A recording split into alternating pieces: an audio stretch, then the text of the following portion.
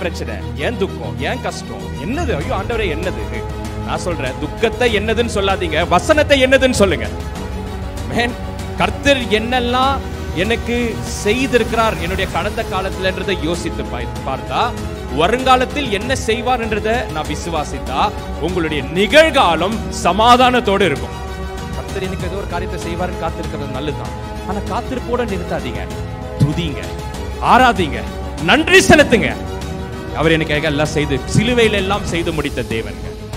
இன்னும் எதுவும் எனக்கு செய்யறதுக்கு எல்லாம் செய்து முடிச்சாரு, செய்து முடித்துட்டார் அப்படின்றதுக்காக நம்ம என்ன செய்யலாம்? அவரை நோக்கி ஆராதனை செய்ய முடியும்.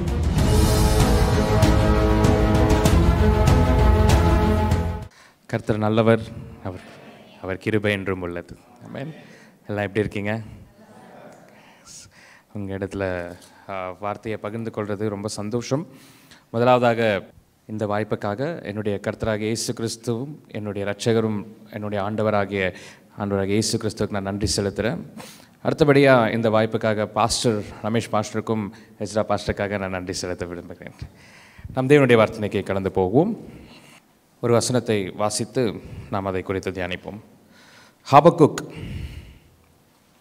எல்லாரும் திருப்பிக் கொள்வோம். ஹபக்குக் புத்தகம் 3ஆம் அதிகாரம் 1-2 வசனங்களை வாசிப்போம். ஹபக்குக் புத்தகம் 3ஆம் அதிகாரம் 1 மற்றும் 2 வசனங்கள் வாசிப்போம். ஆபகுக் தீர்க்கதரிசி சிகாயோனில் பாடின விண்ணப்பம். கர்த்தாவே, நீர் வெளிப்படுத்தினதை நான் கேட்டேன், எனக்கு பயம் உண்டாயிற்று. கர்த்தாவே, வருஷங்களின் நடுவிலே உம்முடைய கிரியையை உயிர்ப்பியும், வருஷங்களின் நடுவிலே அதை விளங்க பண்ணும், கோபித்தாலும் இரக்கத்தை நினைத்தருளும். பாருங்க, இந்த இடத்துல நம்ம ஒரு காரியத்தை நம்ம பார்க்குறோம் இல்லைங்களா? இந்த வசனம் கடைசி முடியும் பொழுது கோபித்தாலும் இரக்கத்தை நினைத்தருளும் அப்படின்னு சொல்கிறார். ஆனால் என்ன அர்த்தம்? கோபித்தாலும் இரக்கத்தை நினைத்தருளும் இல்லைங்களா? ஸோ அதாவது இந்த புத்தகம் நம்ம ஓல்ட் டெஸ்டமெண்ட் பழைய ஏற்பாடு அப்படின்னு பார்க்கும் பொழுது அதிகமாக நெக்லெக்ட் பண்ணிவிடுவோம். அது அதிகமாக அதை வாசிக்கிறதில்ல. ஏன்னா கர்த்தர் ரொம்ப கொடூரமாகவும், எல்லாரையும் அழிக்கிற கர்த்தராகவும், எல்லாரையுமே ரொம்ப கஷ்டப்படுத்துகிற கர்த்தராக, பாவம் செஞ்ச உடனே அவர் ஏதோ தண்டிச்சிடுவார். புதிய ஏற்பாட்டில் வரும்போது அப்படியே God is very sweet and good அப்படின்னு நினைப்போம் இல்லைங்களா? அவர் ரொம்ப நல்லவராக இருக்கிறாரு, ஆண்டவராக இயேசு கிறிஸ்து என்ன பண்ணாலும் அவர் தாங்கிக்கிறாரு, ஏதோ ஆண்டவரே மனம் திரும்பிட்ட மாதிரி பழைய ஏற்பாட்டிலேருந்து புதிய ஏற்பாட்டுக்கு. இது மாதிரியான ஒரு சில தவறான ஒரு சித்திரங்கள் அல்லது ஒரு தவறான ஒரு அபிப்பிராயங்கள் ஜனங்களுடைய மனதில் இருக்கிறது.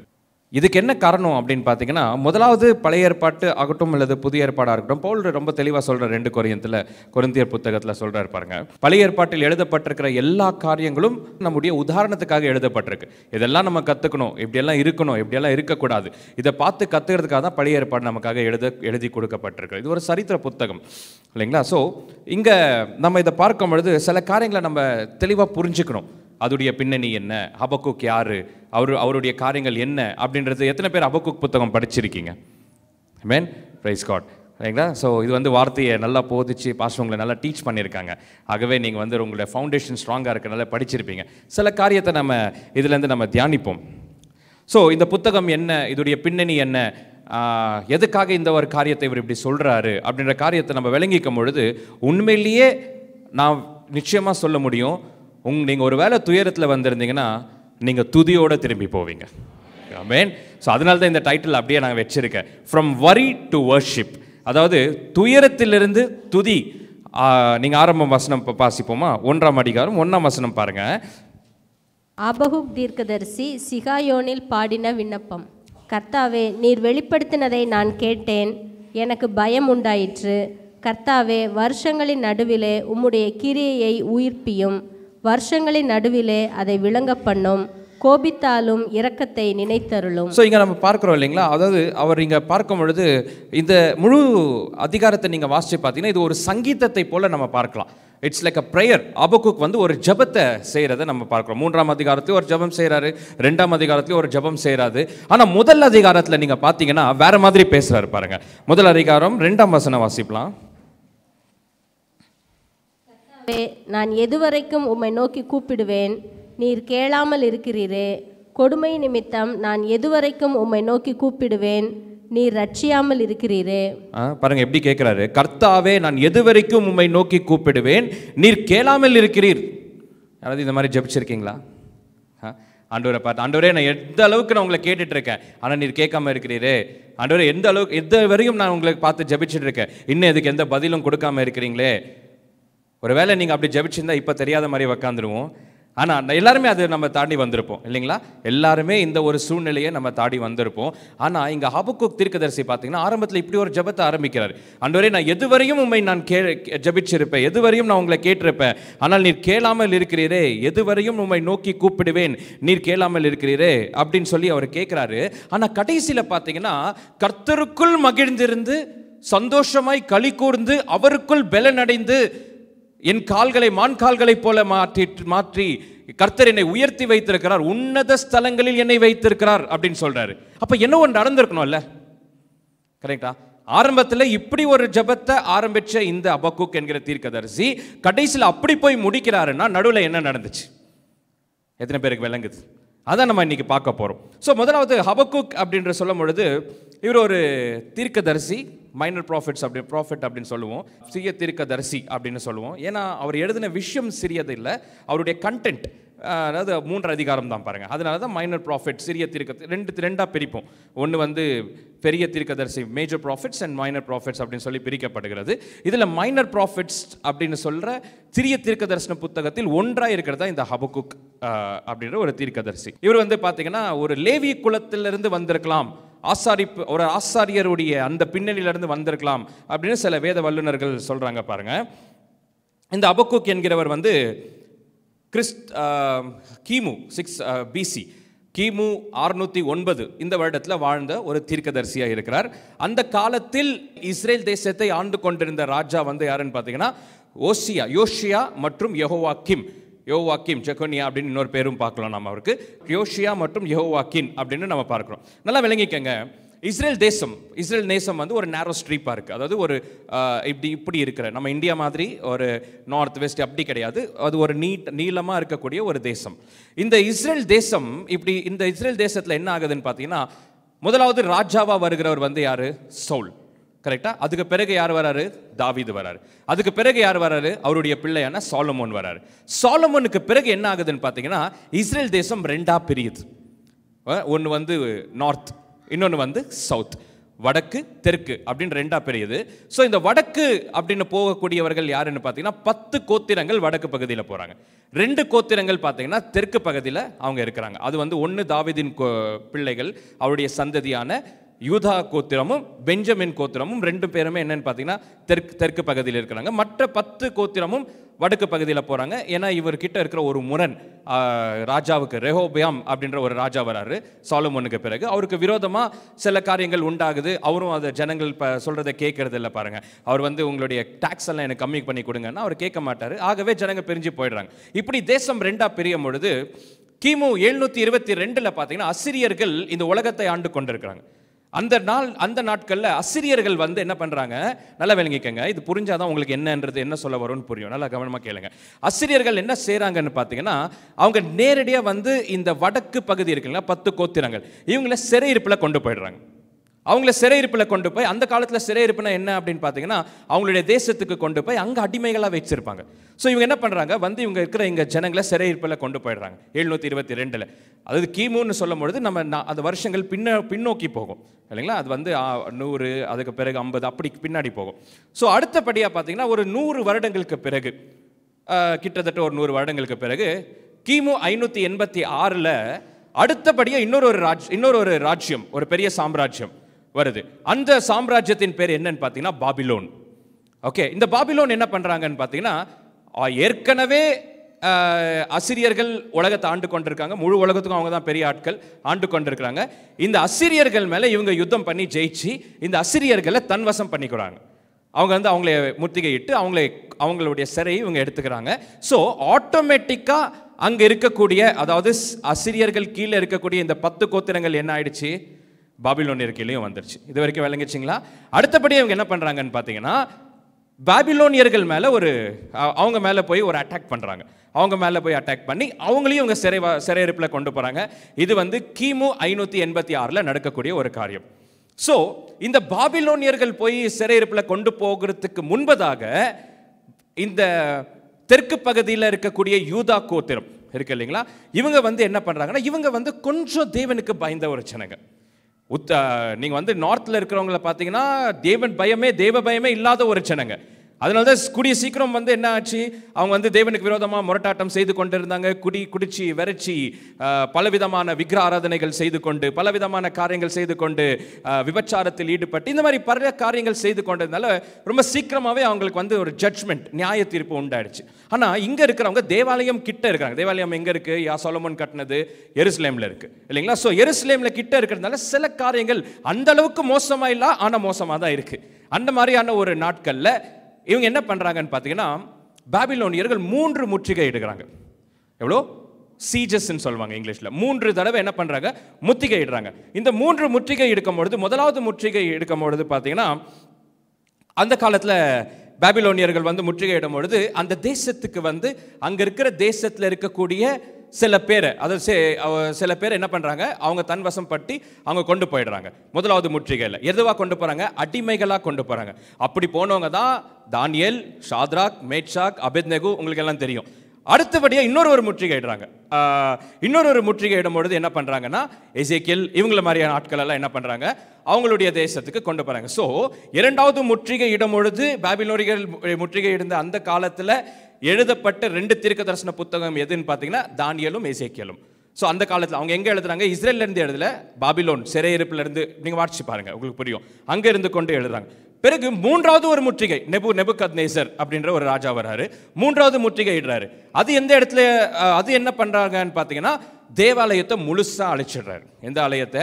சாலமோன் கட்டின தேவாலயத்தை அழிச்சிடுறாரு. எருசலேம் பட்டணத்தை ஒன்றும் இல்லாமல் நாசமாக்கக்கூடிய இந்த காரியம் நடக்குது. இப்போ முதலாவது முற்றுகை இடக்கூடிய அந்த காலம்னு சொன்ன இல்லைங்களா, அதுக்கு முன்பதாக எழுதப்பட்ட ஒரு தீர்க்க தரிசனம் தான் ஹபக்குக் தீர்க்க தரிசனம். எத்தனை பேருக்கு விளங்கிச்சு? இது ஒரு பின்னணி. ஓகே, இது புரிஞ்சாதான் உங்களுக்கு எதை சொல்ல வராரு அப்படின்றது விளங்கும். ஸோ அந்த காலத்தில் வெறும் ஹபக்குக் மட்டுமல்ல, எரேமியாவும் தீர்க்க தரிசனம் எழுதுறாரு, ஜெபனியாவும் தீர்க்க தரிசனம் எழுதுறாரு, ஹபக்குக் இவரும் தீர்க்க தரிசனம் எழுதுறாரு. இந்த காலம் முதலாவது முற்றுகை யாரு? பாபிலோனியர்கள் முற்றுகை இடக்கூடிய அந்த ஒரு காலத்தில். ஸோ அதே காலத்தில் தான் எரேமியாவும் தீர்க்க தரிசனத்தை பேசுறாரு, அதே காலத்தில் தான் ஹபக்குக்கும் தீர்க்க தரிசனம் பேசுறாரு. பாருங்க, எரேமியா சொல்றாரு பாருங்க. எரேமியா நீங்க 22ஆம் அதிகாரத்தில் பார்த்தீங்கன்னா அவர் சொல்றாரு, அவர் அவருக்கு முன்பதாக இருந்த அந்த ஒரு ராஜாவை பற்றி குறித்து சொல்றாரு. என்ன சொல்றாரு? அவன் சிறுமையும் எளிமையானவர்களை விசாரித்து அப்பொழுது சுகமாய் வாழ்ந்திருந்தான் அப்படின்னு ஒரு நல்ல ராஜாவை குறித்து பேசுறாரு. அடுத்தது நீங்க 17ஆம் வசனத்தில் வாசிச்சீங்கன்னா என்ன சொல்றது? இங்கதான் யெகோவாக்கிம், அதாவது ஹபக்குக் தீர்க்க தரிசனம் எழுதினாரு பாருங்க. அந்த காலத்தில் வாழ்ந்து கொண்டிருந்த ராஜா, இந்த இஸ்ரேல் தெற்கு தேசத்தை ஆண்டு கொண்டிருந்த ராஜா யெகோவாக்கிம், அவரை குறித்து என்ன சொல்றாரு? 17ஆம் வசனத்துல, உன் கண்கள் உன் முன்பதாக தற்பொழிவிலும் குற்றமில்லாத இரத்தத்தை சிந்துவினாலும். அது என்னவா? தற்பெருமை. எத்தனை பேருக்கு தெரியுங்க, கர்த்தர் ரொம்ப வெறுக்கிற ஒரு காரியம் உலகத்துல பெருமை. கரெக்டா? ரொம்ப வெறுக்கிறார். வேதம் சொல்கிறது, பெருமை கொள்கிறதுக்கு தேவன் என்ன பண்றாராம்? எதிர்த்து நிற்கிறார். those who are humble, யாரெல்லாம் அவங்க தாழ்ந்து கொண்டு இருக்கிறாங்களோ அவங்களுக்கு தேவன் என்ன பண்றாரு? அதிக கிருபை தருகிறார் என்று வேதம் சொல்லுது.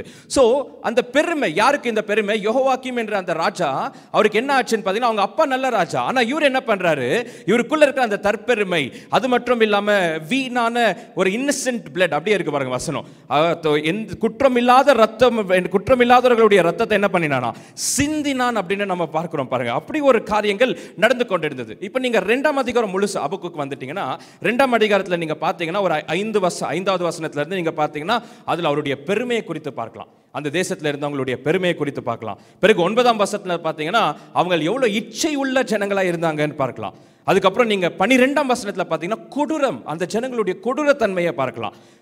15ஆம் வசனத்தில் பார்த்தீங்கன்னா அவங்க எப்படி அந்த வீண், அதாவது எப்படி அந்த இன்னசென்ட் பிளட், அதாவது எந்த குற்றமில்லாதவர்களுடைய ரத்தத்தை சிந்தினார்கள் அப்படின்னு நம்ம பார்க்கலாம். 18ஆம் வசனத்தில் விக்கிர ஆராதனைகள் செய்து கொண்டிருந்ததை பார்க்கலாம். என்ன ஆச்சுன்னா, முழுவதுமாவே தேவனுக்கு விரோதமாக இந்த ஜனங்க என்ன பண்ணிட்டாங்க? போயிட்டாங்க. விளங்குதுங்களா நான் சொல்றது? கொஞ்சம் கொஞ்சமா என்ன பண்ணிட்டு இருக்காங்க? தேவனுக்கு விரோதமா இந்த ஜனங்க போயிட்டே இருக்கிறாங்க. இந்த சூழ்நிலையை பார்த்து தான் நம்ம தீர்க்கதரிசியான ஹபக்குக் என்ன சொல்றாரு? ஆண்டவரே கர்த்தாவே இவ்வளோ மோசம் நடந்து கொண்டிருக்கிறதே, இவ்வளோ காரியங்கள் இந்த நடந்துட்டு இருக்கு.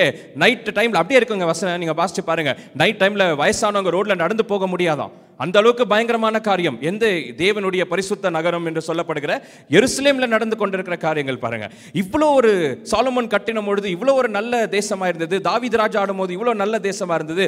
ஆனா இப்போ இவ்வளோ ஒரு கொடூர தன்மையும் ஒரு ரொம்ப மோசமான காரியமும் ஜனங்கள் வீணா போகிற காரியங்கள் இதெல்லாம் நடந்துட்டு இருக்கே, ஆண்டவரே நீங்க சும்மா இருக்கிறீங்களே.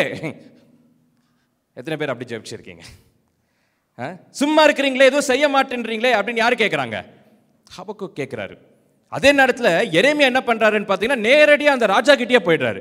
நீ இப்படி செய்யறது தப்பு, என் ரத்தம் சிந்து, இந்த மாதிரியான இன்னசென்ட் பிளட் எல்லாம் நீ சிந்துறது தப்பு, நீ செய்து கொண்டிருக்கிற காரியங்கள் தப்புன்னு எரேமியா ராஜா கிட்ட பேசுறாரு. ஆனா ஹபக்குக் ராஜா கிட்ட பேசாம கர்த்தரிடத்துல பேசுகிறார். எத்தனை பேர் விசுவாசிக்கிறீங்க? நம்ம போய் நமக்கு ஒரு தீர்வு வேணும்னா ராஜா கிட்ட போகிறது பதிலா நம்முடைய கர்த்தர் கிட்ட போகும் பொழுது நமக்கு நிச்சயமா நாம் எதிர்பார்க்கக்கூடிய காரியங்கள் நடக்கும். ஆமென். ஹபக்குக் ஒரு காரியங்கள் மாத்துறாருங்க. அவர் போய் கர்த்தர் கிட்ட போய் கேட்கிறாரு. அவர் கேட்கிற விதம் வேணா தப்பா இருக்கலாம். ஆண்டவரே எவ்வளவு நாள் நீ சும்மா இருக்கிறீர் அப்படின்னு கேட்கிறாரு. நீ சும்மா இருக்கிறீர் ஆண்டவரே, எதுவும் செய்ய மாட்டேன்றீரே, ஏதாச்சும் செய்யும் அப்படின்னு போய் அவர் கேட்கிறாரு பாருங்க. அந்த நேரத்தில் தான் கர்த்தர் பதில் கொடுக்கிறாரு. நம்ம எப்படி கேட்டாலும் கர்த்தர் பதில் கொடுப்பாருங்க. ரொம்ப நல்ல தேவன். எத்தனை பேர் ஆமென் சொல்ல முடியும்?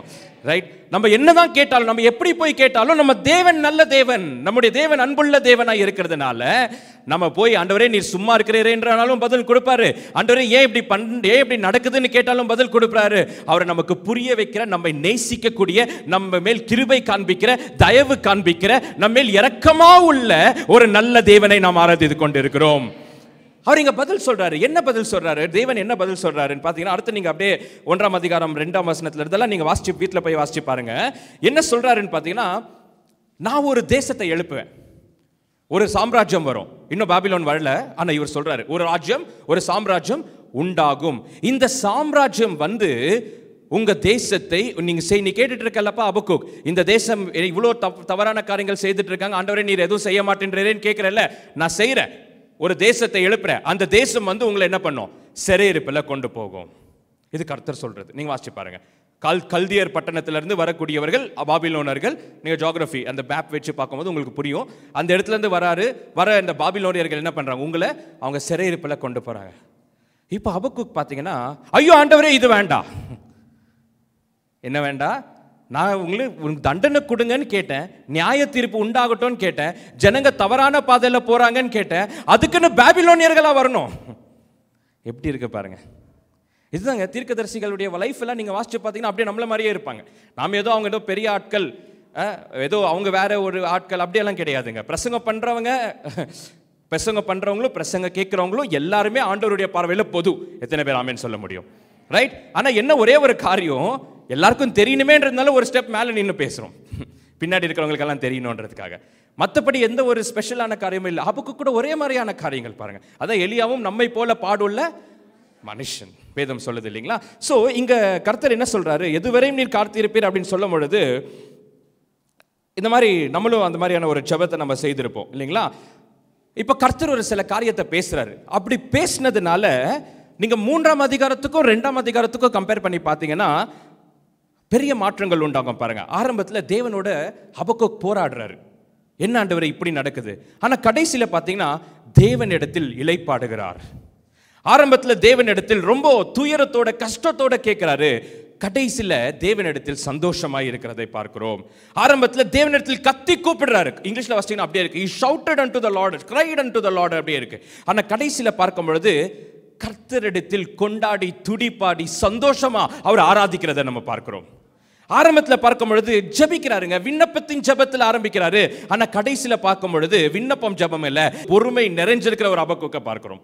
ஆரம்பத்தில் நம்ம பார்க்கும் பொழுது நியாயத்தை கேட்டுக்கொண்டிருக்கிற ஹபக்குக்கை பார்க்கிறோம். கடைசியில் பார்க்கும் பொழுது இரக்கத்தை, தேவனுடைய இரக்கத்தை அனுபவித்த ஒரு ஹபக்குக்கை நம்ம பார்க்க முடியும். ஆரம்பத்தில் நம்ம பார்க்கும் பொழுது ரொம்ப மேலையும் கீழையும் ஒரு வேவரிங் மைண்ட், அதாவது மனது வந்து அப்படியே அலைப்பாடிட்டே இருக்குது பாருங்க, ஒரு இடத்துல நிலையா இல்லை. ஆனா கடைசியில் முடியும் பொழுது உயரத்தில் தேவன் வைத்திருக்கிறதை ஹபக்குக் கிரகித்துக் கொள்கிறார். நாம கூட நம்ம வாழ்க்கையில பல நேரத்தில் கர்த்தரிடத்துல வரும்பொழுது இப்படியெல்லாம் வரலாம். எப்படி வேணாலும் வரலாம். ஆண்டவரே இப்படி நடக்குதே, ஆண்டவரே இப்படி நடக்குதே, வீட்டில் இப்படி பக்கத்தில் இப்படி நடக்குதே, இவங்க இப்படி பண்ணுறாங்களே, அவங்க அப்படி பண்ணுறாங்களே, சுற்றி இருக்கிறவங்க எல்லாம் கஷ்டம் கொடுத்துட்டு இருக்காங்களே, ஆண்டவரே நீர் பார்க்க மாட்டீரா கேட்டிருப்போமா இல்லைங்களா? ஆண்டவரே நீங்கள் பார்க்க மாட்டீங்களா, எனக்கு ஏதாச்சும் உதவி செய்ய மாட்டீங்களா, இவ்வளோ கஷ்டங்கள் நான் போயிட்டு இருக்கேன். இப்போல்லாம் சின்ன பசங்களை பார்த்தா கூட டிப்ரெஷன்ன்றாங்க. ஆச்சரியமாக இருக்குது பாருங்கள். சின்ன பசங்க கேட்டாக்க என்னப்பா ஆச்சு, ஏன் இப்படி ஒரு டல்லாக இருக்குது, என்ன ஆச்சுன்னா ரொம்ப டிப்ரெஷன். அண்ணா என்னையா டிப்ரெஷன் உனக்கு அப்படின்னா, ஹோம்ஒர்க் நிறையா இருக்குது, அசைன்மெண்ட்ஸ் நிறையா இருக்குது, வரப்போகிற டெஸ்ட் ரொம்ப இருக்குது, டிப்ரெஷன் பாருங்கள். நம்ம காலத்துலலாம் அப்படி கிடையாது. இப்போல்லாம் சின்ன பசங்கள்லேருந்து பெரிய வயதானவங்க தான் டிப்ரெஷன். இப்போ அவங்களே பரவாயில்ல போல இருக்குது, சின்ன பசங்க ரொம்ப டிப்ரெஷனில் இருக்கு. அந்த மாதிரி எல்லாருக்குமே ஒரு கஷ்டம் மனசில் இல்லைங்களா?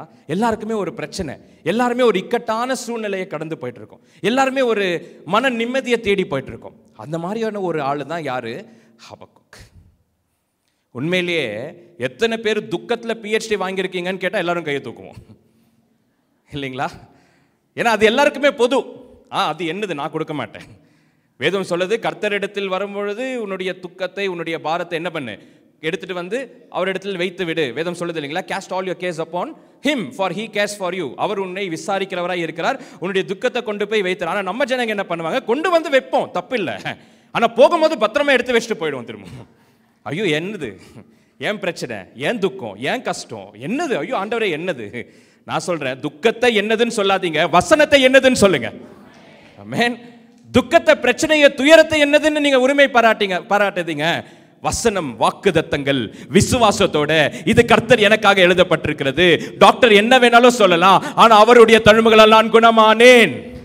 பேங்க் பேலன்ஸ் என்ன வேணாலும் இருக்கலாம், ஆனாலும் பை ஹிஸ் அவர் என்னுடைய கஷ்டத்தின் நேரத்தில் அவர் என்னை முழுவதுமாய் நிறைத்திருக்கிறார். அவர் எப்படி சொல்றது அந்த வசனம்? Proverbs 10:22 சொல்லப்படுது இல்லைங்களா? by his God has met all our needs, he will not add any sorrow இல்லைங்களா? நான் கர்த்தருடைய ஆசீர்வாதமே ஐஸ்வரியத்தை தரும், எந்த வேதனையும் அதுடன் நமக்கு கூட்டாமல் இருப்பார். எல்லாரும் சொல்லலாம், நீ ஒண்ணுமே இல்லப்பா, நீ ரொம்ப கீழே இருக்கிற, நீ மேல வரவே மாட்ட. ஆனா நீங்க எழுந்து நின்று சொல்லுங்க, நான் தேவனை விசுவாசிக்கிறேன், அவனாய் இருக்கிறேன், நான் கீழே இல்லாமல் நான் மேலாய் தான் இருப்பேன், தலையாதான் இருப்பேன், வாளா இருக்க மாட்டேன். எத்தனை பேர் ஆமென் சொல்ல முடியும்? ஆமென். ஸோ ஏதோ ஒரு காரியம் இங்கே நடக்குது. ஹபக்குக்குடைய வாழ்க்கையில் ஏதோ ஒரு காரியம் என்ன பண்ணுது, நடந்துட்டு இருக்கு. அது என்ன அப்படின்றத நம்ம இங்கே பார்க்க போகிறோம் பாருங்க. ஸோ அப்படியே நீங்கள் வாசிச்சுட்டு வந்துட்டு இருக்கும் பொழுது, இப்படி இருக்கிற இஸ்ரேல் ஜனங்கள் நீங்கள் எதுவும் செய்ய மாட்டீங்களா அப்படின்னு கேட்குறாரு. கர்த்தர் வந்து பாபிலோனியரை நான் எழுப்ப போகிறேன், அப்போ உனக்கு புரியும் அப்படின்னு சொல்கிறாரு. அடுத்தது அப்படியே 2ஆம் அதிகாரம் 1ஆம் வசனத்துக்கு வந்துட்டிங்கன்னா அவர் சொல்கிறாரு, நான் என் காவலிலே தரித்து அரணிலே நிலை கொண்டிருந்து அவர் எனக்கு என்ன சொல்லுவார் என்றும் அவர் என்னை கண்டிக்கும் போது நான் என்ன உத்தரவு சொல்லுவேன் என்றும் கவனித்து பார்ப்பேன் என்றேன். இப்போ என்ன பண்றாரு, அந்த நகரத்தின் என் காவலில் தரித்து அரணில் நிலை கொண்டின்று அவர் எனக்கு என்ன சொல்வார். இங்கிலீஷ்ல நீங்க பாத்தீங்கன்னா இந்த வசனம் எப்படி வருது அப்படின்னு பாத்தீங்கன்னா, I will stand my watch and set myself on the rampart and watch to see that he will say to me. இவர் என்ன பண்றாரா, ஒரு வாட்ச் டவர் இருக்கு. வாட்ச் டவர்னா அந்த காலத்துலலாம் பார்த்தீங்கன்னா ஜனங்க வந்து என்ன, அதாவது மற்ற ஜனங்கள் அவங்களுக்கு விரோதமாக யார் வராங்கன்னு பார்க்கறதுக்காக ஒரு வாட்ச் டவர் கேள்விப்படுறீங்களா? அங்கேருந்து பார்த்தீங்கன்னா எல்லாமே தெரியும். அது போல் ஒரு இடத்துல போய் நின்றுட்டார். இவர் பயந்து நின்னாரா இல்லை ரொம்ப பிரச்சனையில் போய் எதுவும் தெரியல, ஆனால் போய் அங்கே ஒரு இடத்துல நின்றுட்டார். என்ன சொல்றாரு, ஆண்டவரே நீர் எனக்கு என்ன பதில் கொடுக்க போறீர் நான் பார்க்குறேன். ஆனால் ஒரு நல்ல காரியம் செஞ்சார். என்னன்னா பேசுறதை நிறுத்திட்டார். நிறைய பேர் நம்முடைய வாழ்க்கையில் பேசுறதை நிறுத்தினா ரொம்ப நல்லது. எத்தனை பேர் ஆமென் சொல்ல முடியும் இல்லைங்களா? பேசியே கெடுத்து வச்சிருப்போம்ல சில காரியத்தை. இவர் என்ன பண்றாரு, ஹபக்குக்கு பேசுறதை நிறுத்திட்டாரு. இது வரைக்கும் பேசிட்டே இருந்தார். ஆண்டவரே இப்படி பண்றீரே, அப்படி பண்றீரே, இப்படி செய்தீரே, அப்படி செய்தீரே, ஆண்டவரே ஏதாவது பாரும், ஏதாவது நன்மையை செய்யும்னு கேட்டிருந்த ஹபக்குக் இப்போ என்ன பண்ணிட்டாரு, பேசுறதை நிறுத்திட்டு ஆண்டவரே நீங்க பேசுங்க நான் கேட்கிறேன். எத்தனை பேர் இப்படி சொல்ல போறீங்க இனிமே உங்க வாழ்க்கையில, ஆண்டவரே இது வரைக்கும் நான் பேசினதெல்லாம் போதும், ஆண்டவரே இது வரைக்கும் நான் செய்த காரியங்கள் எல்லாம் போதும், இது வரைக்கும் நான் பேசி பேசி பேசி பேசி கெடுத்தது இதோட நிறுத்திக்கிறேன், நீங்க பேசுங்க ஆண்டவரே, என்னுடைய செவி நீங்க பேசுறதை கேட்க திறந்திருக்கிறது. எத்தனை பேர் அதை சொல்ல முடியுங்க? ஆமென். இப்போ ஹபக்குக் சொல்றாரு பாருங்க, நீங்க பேசுங்க அதை நான் கேட்கிறேன் அப்படின்னு 3 விதமா என்ன அதில் நாங்கள் பார்க்கும் பொழுது இந்த காரியங்கள் சொல்லும் பொழுது, முதலாவது ஒரு ஃபர்ம்னஸ், ஒரு டிட்டர்மினேஷன், ஒரு உறுதித்தன்மை. கர்த்தர் என்கிட்ட பேசுவார் என்ற ஒரு உறுதித்தன்மை ஹபக்குக் இருக்குங்க. அதனால தான் வந்து நிற்கிறாரு. இவ்வளோ பிரச்சனை வரப்போது, எல்லாம் நடக்குது, ஆனால் எல்லாருமே அழிஞ்சு போயிடுவோமே. ஏன் அதை நான் சொல்கிறேன், ஏன் பாபிலோன் அப்படின்னு சொன்ன உடனே இப்படி ஒரு பயப்படுறாரு அப்படின்றத நான் சொல்கிறேன். இப்போ வந்து கர்த்தர் இடத்துல வந்து நின்று கேட்கிறாரு, ஒரு உறுதியோட கேட்கிறாரு, ஆண்டவரே நீங்க என்கிட்ட பேசுங்க. நான் சொல்றேன், கர்த்தர் இடத்துல உறுதியா போய் கேளுங்க. நீங்க பேசுங்க ஆண்டவரே என் இடத்துல, எனக்கு இவ்வளவு பிரச்சனை இருக்கு ஆண்டவரே, சுத்தி எல்லா சூழ்நிலைகள் பாழா இருக்கு, பிரச்சனைகள் நிரம்பி இருக்கிறது, எப்படி திரும்பி பார்த்தாலும் ஒரு சொல்யூஷன் கிடைக்கல, எப்படி பார்த்தாலும் ஆண்டவரே எப்படி வெளியில போறதுன்னு தெரியல, என்ன பண்றதுன்னு தெரியல, சிக்கிட்டு இருக்க ஆண்டவரே, ஆனாலும் நீங்க பேசுங்க. கர்த்தரை நோக்கி முதலாவது இஸ் டிட்டர்மைன்ட், அவரை நீங்க பேசுங்க ஆண்டவரேன்னு கேட்கிறாரு. ரெண்டாவது இஸ் ஐசோலேட்டிங், ஒரு அதாவது யாருமே இல்லாத ஒரு வாட்ச் டவர். அது வந்து உண்மையிலேயே ஒரு டவரா அப்படின்னு தெரியல, இல்லை ஒரு எழுத்தின்படி அப்படி எழுதியிருக்காங்களா தெரியல. ஆனாலும் என்ன பண்றாரு, தனித்திருக்கிறார். தனிமை கிடையாது, தனித்திருக்கிறார். there's difference between loneliness and alone. Jesus prayed alone, வேதம் சொல்லுது இல்லைங்களா? தனிமையா இருப்பதுக்கும் தனித்திருப்பதுக்கும் வித்தியாசம் இருக்குங்க. எத்தனை பேருக்கு தெரியும்? தனிமையா இருப்பதுன்னா என்ன, ரொம்ப வலிங்க, ரொம்ப வேதனைங்க சொல்லுவாங்க இல்லைங்களா, லீவ் மீ அலோன். கேள்விப்பட்டிருக்கீங்களா? ஐயோ என்னை விட்டு போங்களேன். சில பேர் டோர் லாக் பண்ணிட்டு என்ன சொல்லுவாங்க, ஐயோ என்னை டிஸ்டர்ப் பண்ணாத, எனக்கு கொஞ்ச நேரம் தனியா இருக்க விடு. இப்படி வேண்டாம், இது வந்து தனிமையில் இருக்குது, இது டேஞ்சர், எங்க வேணாலும் கொண்டு போய் விட்டுரும். ஆனா இயேசு, வேதம் சொல்லுது, இயேசு முழு இரவும் தனித்திருந்து ஜெபித்தார். காலையில எல்லாருமே எழுந்திரத்துக்கு முன்பதாக இயேசு என்ன பண்ணாரு, தனித்து போய் ஜெபித்தார். எத்தனை பேருக்கு தெரியும் தனித்து போய் ஜெபிக்கிறது ரொம்ப நல்லது? தனிமையா இருப்பது டேஞ்சர், ஆனா தனித்து இருப்பது ரொம்ப நல்லது. இங்க ஹாபக்குக் என்ன பண்றாரு, தனித்து இருக்கிறாரு. தனிமையா இல்ல, தனித்து இருக்கிறார். ஆண்டவரே கேட்கிறாரு, ஆண்டவரே நீங்க பேசுங்க, நான் உங்ககிட்ட வந்திருக்கேன் ஆண்டவரே, I want you to speak to me, இப்போ என்கிட்ட நீங்க பேசுங்க அப்படின்னு தனித்து இருந்து கேட்கிறார். நான் சொல்றேங்க, பிரச்சனைகள் அப்படியே வெள்ள மாதிரி வந்திருக்கா, எப்படி இதை ஜெயிக்க முடியும்னு தெரியாதா? நான் சொல்றேங்க, வெள்ள மாதிரி வரலாம் பிரச்சனை. நீங்க பார்த்துருக்கீங்களா? எனக்கு தெரியல, நாங்கெல்லாம் பெங்களூர்ல வளர்ந்தவங்க பாருங்க, ஒன்றும் தெரியாது, வெறும் எங்க பார்த்தாலும் பில்டிங்ஸ் தான், சுத்திக்கிட்டு எதுவுமே இல்லை. இங்க பார்க்கும்போது அவ்வளோ அழகா இருக்கு. நேற்று பாஸ்டர் சொல்லிட்டு இருந்தாங்க எவ்வளோ நல்லா இருக்கு இந்த ஊர் அப்படின்னு. பார்க்கும்போது அவ்வளோ அழகா இருக்கு. பீச்லலாம் நீங்க பார்க்கும்பொழுது, பீச் வரும் இல்லைங்களா, அப்படியே அந்த அந்த வேவ்ஸ் வரும், அலைகள் பெருசாக தான் இருக்கும். எத்தனை பேர் பார்த்துருக்கீங்க? வரும்போது எவ்வளோ பெருசாக இருக்கும், அதில் ஆலையை அப்படியே தூக்கிட்டு போகிற மாதிரி இருக்கும். ஆனால் கிட்ட வர வர வர வர வர வர உங்கள் கால் கீழே போயிடும். நான் சொல்கிற பிரச்சனைகளும் அதே மாதிரி தாங்க. தூரத்துல இருந்து பார்க்கும்பொழுது அலைகள் உங்களை அப்படியே இழுத்துட்டு போயிடுற மாதிரி அலைகள் போல காண்பிக்கிற பிரச்சனைகள், கர்த்தர் மேல் நீங்க பற்றுதலாய் இருக்கும் பொழுது, தேவனை நம்பி இருக்கும் பொழுது, கிட்ட வர வர வர எந்த பிரச்சனை உங்களை விழுங்கிறது போல இருந்ததோ உங்க காலுக்கு கீழே அந்த பிரச்சனை போயிடும். இங்க அவர் என்ன பண்றாரு, தனித்திருந்து செபிக்கிறாரு. அடுத்தது என்ன பண்றாரு, ஆண்டவரே நீர் என்ன சொல்வீர் என்று நான் எதிர்பார்த்துட்டு இருக்கிறேன்றாரு. Determination, isolation, expectation. முதலாவது உறுதித்தன்மை, இரண்டாவது என்னது, நாம தனித்திருப்பது ரொம்ப முக்கியம், மூன்றாவது கர்த்தர் எனக்கு என்ன செய்ய போறான்னு எதிர்பார்க்கணும். எத்தனை பேர் எதிர்பார்த்திருக்கீங்க? ரைட். பாஸ்டரோட மெசேஜஸ்லாம் நான் நிறைய கேட்டிருக்கேன், நிறைய கேட்டு என்னுடைய வாலிப நாட்களில் நான் கேட்டு வளர்ந்த ஒரு முக்கியமான ப்ரீச்சர் பாஸ்டர். உங்களை மாதிரியே தான் நானும் கேட்டிருக்கேன் பாஸ்டரோட மெசேஜஸ், சின்னப்பத்துலேருந்தே கேட்டிருக்கேன். அவர் ஒரு தடவை பெங்களூருக்கு வந்து பிரசங்கம் பண்ணியிருந்தார் எங்கள் சர்ச்சில், ரமேஷ் பாஸ்டரோட சர்ச்சில். அப்போத்துலேருந்தே எனக்கு ரொம்ப பிடிக்கும்.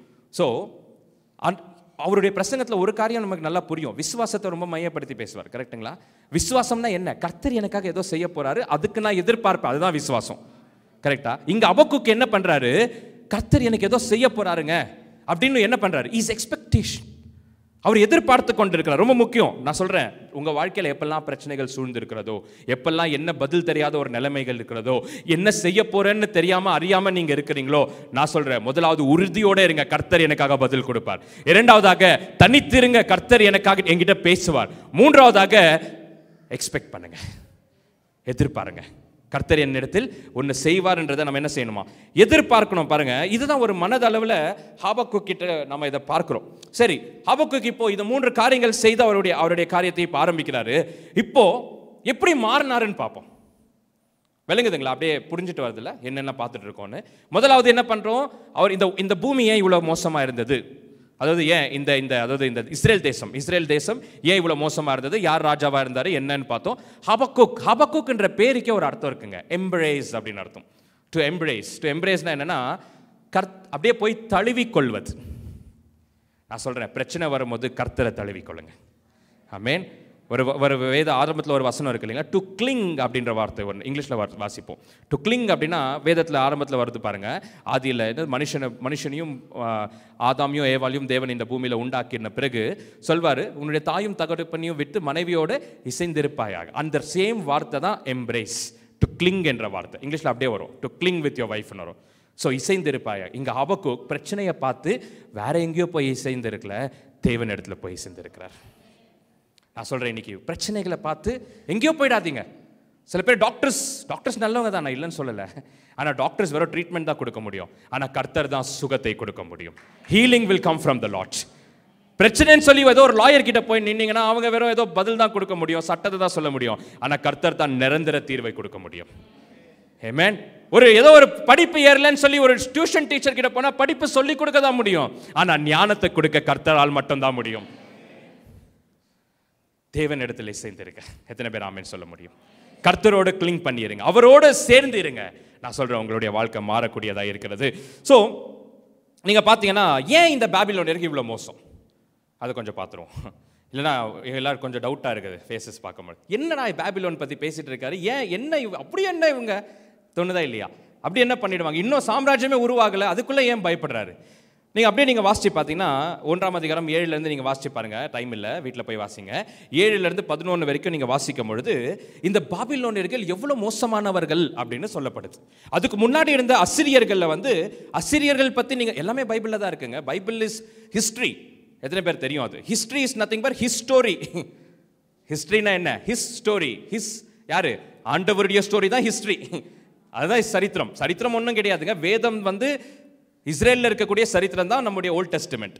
ஸோ இங்கே என்ன பண்ணுறாரு, அசிரியர்கள் எவ்வளோ மோசமானவர்கள் என்ன தெரியணும்னா ஏசாயா 5ஆம் அதிகாரம் 6லேருந்து நீங்கள் வாசிச்சு பாருங்க, 26லேருந்து வாசிச்சு பாருங்க. 5:26லேருந்து 30 வரைக்கும் நீங்கள் வாசிச்சிங்கன்னா இந்த அசிரியர்கள் எவ்வளோ மோசமானவங்க. அசிரியர்கள்னா நீங்கள் நம்ம பேச்சுக்கு சொல்லுவோம் தெரியுங்களா, ஏதாவது அதிகமாக பேசினா தோலை உரிச்சிடுவேன் சொல்லியிருக்கீங்களா? இவங்க உண்மையிலேயே தோலை உரிக்கிறவங்க. உண்மையிலேயே என்ன பண்ணுவாங்கன்னா அவங்களுடைய அந்த மனுஷங்க எதிரி நாட்டை வீழ்த்தி அந்த தேசத்தில் இருக்கிற ராஜாவையும் அந்த சோல்ஜர்ஸ் எல்லாம் கொண்டு வந்து அவங்களுடைய தோலை உயிரோட உரிச்சு அதை வால்பேப்பர்ஸாக போட்டிருப்பாங்களாம். இன்னும் மோசமான காரியங்கள் செய்வாங்க. இப்போவே சில பேர் மூஞ்ச ஃபேஸஸ் எல்லாம் மாறுது பாருங்க. இன்னும் நான் சொல்ல விரும்பலை, அப்படிலாம் பண்ணுவாங்களா பாருங்க. 2 பேரையும் அப்படியே காலை 2ஐயும் பிரித்து அப்படியே அவங்க ஒரு பெரிய ஈட்டியில் அப்படியே அவங்கள வச்சு இப்படியெல்லாம் முதல்ல ரொம்ப கொடூரமான சின்னங்கள். அந்த எலும்புகளெல்லாம் அப்படியே தண்ணியில் மிதக்க விடுவாங்களா, ஏன்னா மற்ற தேசம் பார்க்கும்போது பயப்படணும், இவங்க அசிரியர்கள் எவ்வளோ மோசமானவர்கள் அப்படின்னு பார்த்து பயப்படணுன்றதுக்காகவே. யார் இது? அசிரியர்கள். ஆனால் பாபிலோனியர்கள் அதை விட மோசமானவங்க. இவங்க என்ன பண்ணுவாங்கன்னா ஒரு தேசத்தை சிறை பிடிச்சாங்கன்னா அந்த தேசமே இல்லாதபடி பண்ணிடுவாங்களாம். அங்கேயாவது கொஞ்சமாவது வச்சுட்டு போவாங்க. இவங்க கொஞ்சம் நஞ்சம் கூட வைக்கவே மாட்டாங்க. அந்த தேசத்தில் இருக்கக்கூடிய மனுஷனை மட்டுமல்ல, மிருகங்கள், பறவைகள், மரங்கள், செடிகள், கொடிகள் எல்லாத்தையுமே அழிச்சிடுவாங்களாம். இதுதான் பாபிலோனியர்கள். அதனால தான் இவர் யாரு ஹபக்குக் சொல்றாரு, ஆண்டவரே பாபிலோனியர்கள் வேண்டாம். இப்போ புரியுதா எதுக்கு சொல்றாருன்னு? இவங்க வந்தாங்கன்னா இவங்க நம்ம தேசத்து மேலே இவங்க ஏதாச்சும் முற்றுகை இட்டாங்கன்னா ஆண்டவரே பயமா இருக்கு, எல்லாமே அழிச்சு போட்டுருவாங்க. அனஹிலேட்டர்ஸ் அப்படின்னு சொல்லுவாங்க. அனஹிலேஷன்ஸ் அப்படின்னா முழுவதுமா அழிச்சு போடுறது, டோட்டல் டிஸ்ட்ரக்ஷன். அந்த இடமே இல்லை அப்படின்ற தடமே இல்லாமல் பண்ணிடுவாங்கன்னு கேள்விப்பட்டிருக்கீங்களா? அது போல முழுசுமா அழிச்சு போட்டுறவங்க தான் யாரு? பாபிலோனியர். இந்த பயத்தினால தான் இவர் என்ன சொல்றாரு ஹபக்குக், ஆண்டவரே இவங்க இப்போ வராது வேண்டாம். ஆரம்பத்தில் என்ன சொன்னார்? ஆண்டவரே ஏதாவது செய்யறேன்னு, ஐயோ இது வேண்டாம். சில பேர் ஆண்டவருக்கு அட்வைஸ் கொடுப்போம்ல, அப்படி இவர் ஆரம்பத்தில் இல்லைங்களா, ஆண்டவரே ஏதாவது செய்யும், ஆனால் இப்படி செய்யறேன்னா இது வேண்டாம், வேற ஏதாச்சும் பார்ப்போம் அந்த மாதிரி. அதனால தான் பார்த்தீங்கன்னா பாபிலோனியர்கள் வராங்க அப்படின்னு சொன்ன உடனே இவருக்கு ஒரு பயம். இப்போ என்ன பண்ணுறாரு ஹபக்குக் என்ன பண்ணுறாரு, தனித்திருந்து கர்த்தர் என்ன சொல்வார்ன்றதை பார்க்குறாரு. இப்போ 2ஆம் அதிகாரம் 2 வசனத்தில் ரொம்ப முக்கியமான வசனம், அப்புறம் வாசிச்சிங்க. அது என்ன சொல்கிறாருன்னா, கர்த்தர் நான் இப்போ உங்ககிட்ட பேச போகிறேன்ப்பா. இவர் கேட்குறாரு, ஆண்டவரே இவங்க வந்தால் எல்லாருமே அழிச்சிடுவாங்களே, யாருமே இல்லாமல் ஆயிடுவாங்களே, சில நல்லவங்க இருக்காங்களே என்ன மாதிரி, காப்பாற்றிக்க பார்க்குறாருங்க அவர். வந்தா நானும் போயிடுவேனே ஆண்டவரே, ஏன்னா அவங்க ஒன்றுமே இல்லாமல் தடமே இல்லாமல் ஆக்கிடுவாங்களே, நான் என்ன பண்ணுறது, சில பேர் விசுவாசிகள் இருக்கிறாங்களே, ஏதாச்சும் செய்யுங்க. அப்போ தான் ஆண்டவர் சில காரியங்கள் ஹபக்குக் இடத்துல பேசுகிறார். அது பேசும்போது தான் அவருடைய விசுவாசம் அந்த அளவுக்கு உயரத்தில் போகிறத நம்ம பார்க்குறோம். ஸோ கர்த்தர் சொல்கிறாரு, நான் இப்போ உங்ககிட்ட சில காரியங்களை சொல்ல போகிறேன், அது என்னன்றதை நீ எழுத சொல்கிறாரு. எத்தனை பேருக்கு தெரியும் கர்த்தர் தரிசனத்தை பேசும்போது எழுதிக்கிறது ரொம்ப நல்லது இல்லைங்களா? அதனால தான் சர்ச்சில் கூட உட்காந்து நோட்ஸ் எடுப்போம். கர்த்தர் என்கிட்ட சில காரியங்கள் பேசும்பொழுது, என்னுடைய பாஸ்டர் ரமேஷ் பாஸ்டர் வந்து நிறைய காரியங்கள் அவர் சபையில் பேசிட்டு இருக்கும் பொழுது எனக்கு நோட்ஸ் எடுக்க ரொம்ப பிடிக்கும். ஏன்னா அவர் சில காரியங்கள் எழுதி வைக்கும் பொழுது ரொம்ப நாளுக்கு பிறகு அதை எடுத்து பார்க்கும்போது யூஸ்ஃபுல்லாக இருக்கும். நான் சொல்கிறேன், பாஸ்டர் பிரசங்கம் பண்ணும்போது நோட்ஸ் எடுங்க. நோட்ஸ் எடுத்து சில காரியங்கள் கர்த்தர் உங்ககிட்ட பேசுவாருங்க தனிப்பட்ட விஷயத்தில், அது உங்களுக்கு பிற்காலத்தில் யூஸ்ஃபுல்லாக இருக்கும். தேவன் நீங்கள் அபக்குக்கை பார்த்து சொல்கிறாரு, எழுதி வைகின்றாரு. You write the visions. எழுதி எடுத்துகிட்டு போய் என்ன பண்ணு, அந்த உன்னுடைய ஊரில் ஜெருசலேமில் என்ன பண்ணு, அதை எல்லாரும் பார்க்குற மாதிரி வை. அப்போ நடந்து போகும்பொழுதும் வரும்போதும் ஜனங்க பார்க்குவாங்க, பார்த்து விளங்கிப்பாங்க. இவ்வளோ ஒரு பெரிய காரியங்கள், ஆபத்து காரியங்கள் வரப்போகிறதே, யாராலையும் நம்ப முடியல, இப்படி ஒரு காரியம் நடக்குமா அப்படின்னு ஒரு சான்ஸ் கொடுக்குறாரு கர்த்தர். இப்படியாவது இன்னும் என்ன பண்ணுவாங்களா, திருந்துவாங்களான்னு பார்க்குறாரு. ஆனால் நம்ம ஆளுங்க திருந்த மாட்டாங்க. இஸ்ரேலர்கள் கொடுக்குறாரு, ஒரு சான்ஸ் கொடுக்குறாரு, ஏதாவது மாறுமா அப்படின்னு ஒரு சான்ஸ் கொடுக்குறாரு. ஆனால் எந்த மாற்றமும் இல்லை. அபக்குக்கு அப்படியே உடனே எல்லாத்தையுமே எழுதி எடுத்துகிட்டு போய் வைக்கிறாரு. அப்படி இருக்கும் பொழுது அபக்குக்கு கர்த்தரை நோக்கி கேட்குறாருங்க, ஆண்டவரே என்ன நடக்க போகுது, என்ன ஏதாவது ஒரு மாற்றம் உண்டாகுமா அப்படின்னு கேட்கும் போது தான் ஒரு 3 காரியங்கள் நான் சொல்கிறேங்க. ஒரு 3 காரியங்கள் கர்த்தர் அபக்குக்கு இடத்தில் சொல்லக்கூடிய ஒரு சில காரியங்கள். இந்த 3 காரியங்கள் அபக்குக்குடைய விசுவாசத்தின் அளவை உயர்த்தின காரியங்கள். எத்தனை பேர் ரெடியாக இருக்கீங்க அதை தெரிஞ்சுக்க? முதலாவது, the assurance of God's grace. Assurance அப்படின்னு சொல்லும் பொழுது ஒரு கேரண்டி, நிச்சயம், கர்த்தருடைய கிருபையின் நிச்சயம். எத்தனை பேருக்கு தெரியுங்க கர்த்தருடைய கிருபை நிச்சயமா இருக்கு? அபக்குக்கு கேட்கிறாரு, என்ன செய்யறது என்ன செய்யறது என்ன செய்யறதுன்னு கேட்டிருக்கும் போது 4ஆம் வசனத்துல நீங்க பார்க்கும் பொழுது என்ன சொல்லுது? நம்ம எல்லாருக்கும் நல்லா தெரிஞ்ச ஒரு வசனம் இல்லைங்களா? விசுவாசத்தினால் நீதிமான் பிழைப்பான். கிருபை இருக்கு. கிருபை, கர்த்தர் நமக்கு ஏதாச்சும் ஒரு காரியத்தை கொடுக்கணும்னா அது கிருபையா கொடுக்கிறாரு. நாம எப்படி பெற்றுக்கொள்ளணும்? விசுவாசம். எபேசியர் 2:8 வாசிக்கிறோம், 8:9 வாசிக்கிறோம். கிருபையால் கர்த்தர் நமக்கு கொடுத்திருக்கிற ரட்சிப்பிலிருந்து எல்லாவற்றையும் நம்ம எப்படி பெற்றுக்கொள்ளணுமா? விசுவாசித்து நம்ம பெற்றுக்கொள்ளணுமா? அது போலதான் இங்க நம்ம பார்க்கிறோம், விசுவாசத்தில் நீதிமான் பிழைப்பான். இப்போ கர்த்தர் இதை பேசுறாரு பாருங்க. முதல் தடவை அபக்குக்கு கிட்ட தான் பேசுறாருங்க, மற்றவங்க கிட்ட பேசல. அப்புறம் நீங்க பார்க்கும்போது பவுல் எல்லாம் இதை கோட் பண்றாரு. ரோமர் 1ஆம் அதிகாரத்தில் பவுல் சொல்றாரு, கலத்தியர் 3ஆம் அதிகாரத்தில் சொல்றாரு, எபிரேயருக்கு எழுதின ஆசிரியர் எபிரேயர் புத்தகத்தில் இந்த பல இடத்துல புதிய ஏற்பாட்டில் இதை பார்க்கிறோம். ஆனால் முதல் அபக்குக்கு தான் கர்த்தர் இதை பேசுறாரு. ஸோ விசுவாசத்தினால் நீதிமான் பிழைப்பான். அப்போ என்ன சொல்ல வர்றார் கர்த்தர்? இங்க பாருங்க அபக்குக்கு, இங்க பாருப்பா, உலகம் இந்த ஆமா நடக்கும், பாபிலோனியர் வருவாங்க, தேசத்தை அழிப்பாங்க, எல்லாம் நடக்கும். ஆனா நீ கர்த்தர் மேல் விசுவாசம் உண்டு என்றால் நீ பிழைப்பாய். எத்தனை பேர் என்ன விசுவாசிக்கிறீங்க? என்ன நடந்தாலும் பரவாயில்லைங்க உங்க சுத்தி, ஆனா கர்த்தர் மேல் விசுவாசம் இருந்தால் நீங்க பிழைப்பீங்க. நீங்க பிழைப்பீங்கன்றதுக்கு சாட்சி என்ன தெரியுமா? நீங்க இங்க உட்கார்ந்து இருக்கீங்க பாருங்க, அதுதான் சாட்சியே. 2020 இந்த உலகமே அழிஞ்சு போற நிலைமை இல்லைங்களா? என்னெல்லாம் நடந்துச்சு, கொரோனா வைரஸ் எத்தனை பேருக்கு ஞாபகம் இருக்கு? ஐயோ அந்த நாள் நினைவிலே கொண்டு வராதிங்க, வேண்டாம் இல்லைங்களா? ரொம்ப கஷ்டமான ஒரு நாட்கள் இல்லைங்களா? நான் சொல்றேங்க, அந்த நாட்களை கூட நீங்க கடந்து ஜெயித்து இங்க உட்கார்ந்து இருக்கீங்கன்னா அவர் மேல் நீங்க விசுவாசம் வைத்திருக்கிறதுனால் விசுவாசத்தினால் நீதிமான் பிழைப்பான். ஆமென். ரொம்ப சந்தோஷமா இருக்கு இல்லைங்களா? ரொம்ப ஏஜ்டா இருக்கிறவங்க கூட உட்கார்ந்து இருக்கீங்க. அதாவது என்ன, அந்த கோவிட்டை கூட ஜெயிச்சு வந்துட்டாங்க, எந்த பிரச்சனையும் எனக்கு எதுவும் செய்ய முடியாது. அபக்குக்கிங்க இந்த தேசமே அழிந்து போகிற அந்த இடத்துல இந்த காரியத்தை சொல்றாரு பாருங்க. 1483 ஒரு சின்ன ஆண் குழந்தை பிறக்கிறான். ஜெர்மனி தேசத்தில் சாக்சோனா என்கிற ஒரு இடத்துல ஒரு சின்ன சிறிய ஆண் குழந்தை பிறக்குது. அந்த குழந்தை அப்படியே நல்லா வளர்ந்து பெருசாகி சில காரியங்கள் புரிஞ்சுக்கும் பொழுது லாயராக மாறணும்னு ஒரு ஆசை வருது. லாயராக மாறணும் அப்படின்னு சொல்லி அதுக்கு பிறகு என்னென்னா ரொம்ப ஃபீவர், ஒரு விதமான ஜுரம் வந்து, காய்ச்சல் வந்து ரொம்ப கஷ்டத்தில் இருக்கிற நேரத்தில் அதுக்கப்புறம் அவங்களுடைய பேரண்ட்ஸ்லாம் அவரை ஒப்பு கொடுக்குறாங்க. அதுக்கப்புறம் ஒரு பாதிரியர், மொனஸ்ட்ரின்னு சொல்லுவாங்க, அந்த ஜெர்மனியில் இருக்கிற போய் ஒரு ஃபாதரியர், ஒரு ஃபாதர் ஜூடியா, அந்த மொனஸ்ட்ரி, அந்த மடத்துக்குள்ளே போய் சேர்றாரு. சேர்ந்த பிறகு கர்த்தர் மேலே இன்னும் அதிகமாக விசுவாசம் வருது. கர்த்தரை குறித்து நிறைய படிக்க ஆரம்பிக்கிறாரு. நாட்கள் போக போக இல்லையே, சரியில்லையே, இவங்க பேசுறதுக்கும் நம்ம பைபிளில் படிக்கிறதுக்கும் வித்தியாசம் இருக்குதுன்னு கண்டுபிடிக்கிறாரு. கண்டுபிடிச்சு இதை நான் தெரிஞ்சுக்கணும்னு சொல்லி ரோமுக்கு போய் தெரிஞ்சுக்கலான்னு ரோமுக்கு போகிற அந்த வழியில் மறுபடியும் அவருக்கு அந்த காய்ச்சல் வருது. மரணப்படுக்கையில் போயிடுறாரு. காப்பாற்றவே முடியாத ஒரு நிலைமையில் இருக்கிற போது அந்த நேரத்தில் ஒருத்தர் வந்து அவருக்கு ஒரு புத்தகத்தை கொடுக்குறாரு. அந்த புத்தகம் தான் ஹபக்குக். அந்த புத்தகத்தை வாங்கி அந்த பையன் படிக்கிறார், அந்த மனுஷன் படிக்கிறாரு. அதை படிக்கும் போது அவருடைய வாழ்க்கையில் இந்த வசனத்தை படிக்கிறார், விசுவாசத்தினால் நீதிமான் பிழைப்பான். அதை படித்த பிறகு அவருடைய தாட்ஸே மாறுது, எல்லாமே மாறுது. அதுக்கு பிறகு தான் நம்ம பார்க்குறோம், இந்த உலகத்தில் மிகப்பெரிய சீர்திருத்தத்தை கொண்டு வந்த மார்ட்டின் லூத்தர். எத்தனை பேர் கேள்விப்பட்டிருக்கீங்க மார்ட்டின் லூத்தர் இல்லைங்களா? அவருடைய காரியம்தான். அவருக்கு எப்படி இந்த ஒரு தைரியம், இந்த ஒரு விசுவாசம் வந்துச்சுன்னா இந்த ஹபக்குக் புத்தகத்தை படித்த மேலே தான். ரொம்ப முக்கியமான புத்தகங்க. எத்தனை பேர் வீட்டில் போய் இந்த புத்தகத்தை மறுபடியும் படிக்கணும் ரெடியாக இருக்கீங்க? ஆமென். ஸோ அந்த மாதிரி அவருக்கு இந்த ஒரு விசுவாசத்தினால் நீதிமான் பிழைப்பான் அப்படின்ற ஒரு காரியத்தை இங்கே நம்ம பார்க்குறோம் பாருங்க. ஸோ ஹபக்குக் என்று சொல்லும் பொழுதே என்ன அர்த்தம்னா இஸ் எம்ப்ரேசிங் டு காட், இல்லைங்களா? அவர் வந்து தேவனை தழுவி இருக்கக்கூடிய ஒரு மனிதன். இப்போ கர்த்தர் இடத்துல கேட்கிறார், ஆண்டவரே என்ன செய்யணும்னா கர்த்தர் சொல்றாரு, விசுவாசம் இருந்தால் என்ன பண்ண, நீ பிழைச்சிருப்ப. அடுத்தது நீங்க 14வது வசனம் வாசிக்கலாம். 2ஆம் அதிகாரம் 14ஆம் வசனம்.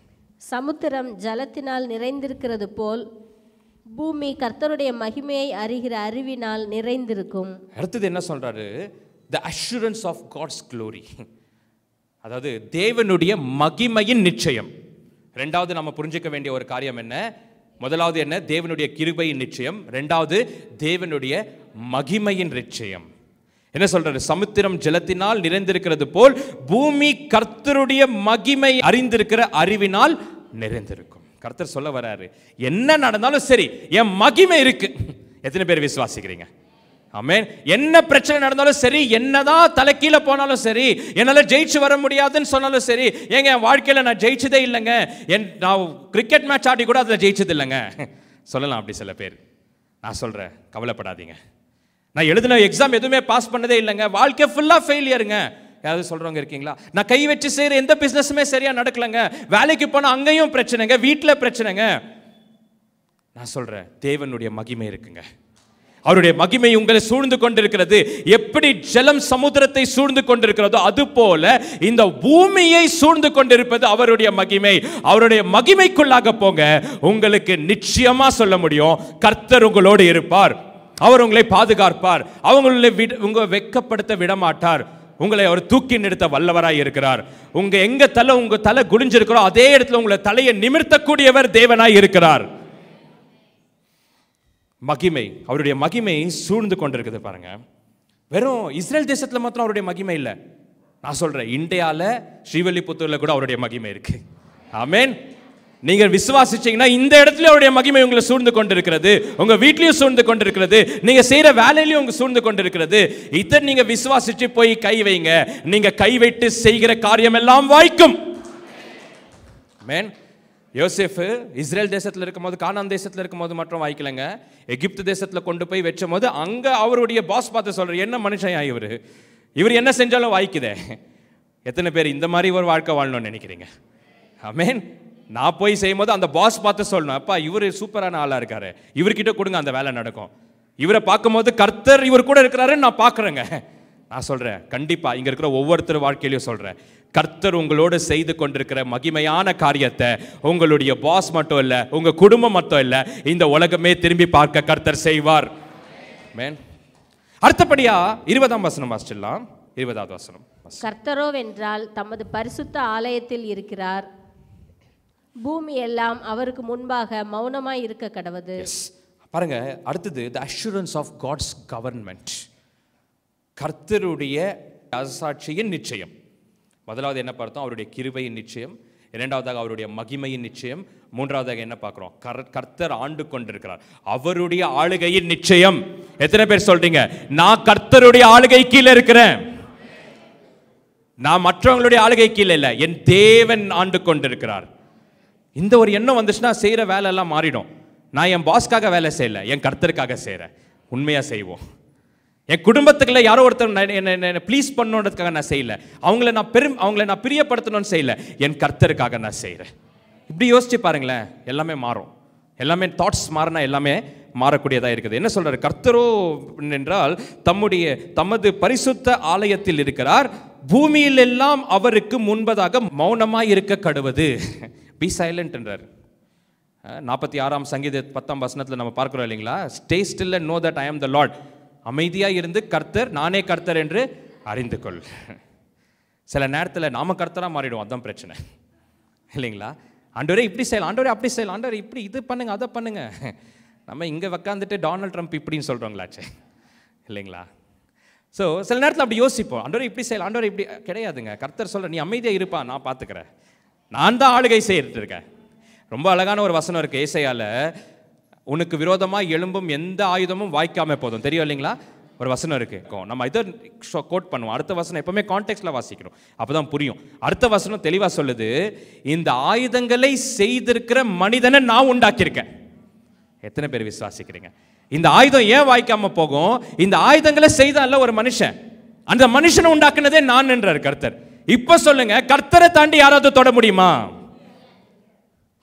இதெல்லாம் யாருக்கு கிடைக்குதுங்க? அபக்குக்கு கிடைக்குது. இப்போ எல்லாம் நம்ம மறந்துட்டோம். அபக்குக்கு ஆமா இல்லை, அவர் ஒருத்தர் இருந்தார். இப்போ நம்ம என்ன பண்ணிட்டு இருக்கோம்? இதெல்லாம் நமக்குன்னு எடுத்துட்டு இருக்கோம். எத்தனை பேர் எடுத்துட்டு இருக்கீங்க? அபக்குக்கு கிடைக்குதுங்க இந்த வசனங்கள்லாம். கர்த்தர் பேசுறாரு. முதலாவது அவருடைய கிருபை, விசுவாசித்தால் நீ பிழைப்பாய்ன்றாரு. அடுத்தது அவருடைய மகிமை இருக்குன்றாரு. மூன்றாவது என்ன சொல்றாரு? அவர் ஆண்டு கொண்டிருக்கிறார், அவருடைய அரசாட்சி இருக்கு. God is on throne. He is over control over everything. Be silent. சில நேரத்தில் நம்ம அமைதியாக இருக்கணும். அமைதியாக இருந்து நானே தேவன் என்று அறிந்து கொள். நம்ம வாழ்க்கையில் மிக முக்கியமான ஒரு ஃபார்முலா என்ன தெரியுமா கற்றுக்கணும்? Let God be God. கர்த்தர் கர்த்தராக இருக்கட்டும். எல்லாரும் சேர்ந்து சொல்வோமா? கர்த்தர் கர்த்தராகவே இருக்கட்டும். ஆமென். நான் கர்த்தராக இருக்க வேண்டாம் இல்லைங்களா? அவர் கர்த்தராகவே இருக்கட்டும். அவர் தான் செய்ய, அவர் சொல்லிட்டா நான் செய்கிறேன். எல்லாரும் வாழ்க்கையில் சில நேரத்தில் நம்ம சோர்ந்து போகும்போது சொல்லுங்க, ஆண்டவரே உம்முடைய ராஜ்யம் வருக, ஆண்டவரே உம்முடைய சித்தம் என் வாழ்க்கையில் நிறைந்திருக்கட்டும். நம்ம 4 பேர் வீட்டில் இருந்தால் 4 பேருக்கு 4 சித்தம். ஒரு டிவி பார்க்கணுன்னா மனைவி சொல்வாங்க இது பார்க்கணும், ஹஸ்பண்ட் சொல்கிறாரு நியூஸ் பார்க்கணும், 2 பிள்ளைங்க சொல்வாங்க ஒரு ஃபுட்பால் இன்னொன்று கிரிக்கெட்டு. அதனால தான் ஆளுக்கு ஒரு ஃபோனை வச்சுட்டு உக்காந்துருப்பாங்க. ஆனால் நான் சொல்கிறேன், அதெல்லாம் விட்டுட்டு ஆண்டவரே உம்முடைய சித்தம் வரட்டும், உம்முடைய ராஜ்யம் வரட்டும் என் வீட்டில். நான் ஆண்டவரே இவங்க சித்தம் அவங்க சித்தம் கிடையாது, ஆண்டவரே உம்முடைய சித்தம் நடக்கட்டும்.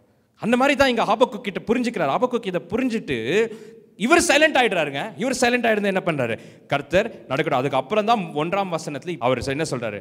கோவித்தாலும் இரக்கத்தை நினைத்தருளும். எத்தனை பேருக்கு விளங்குது?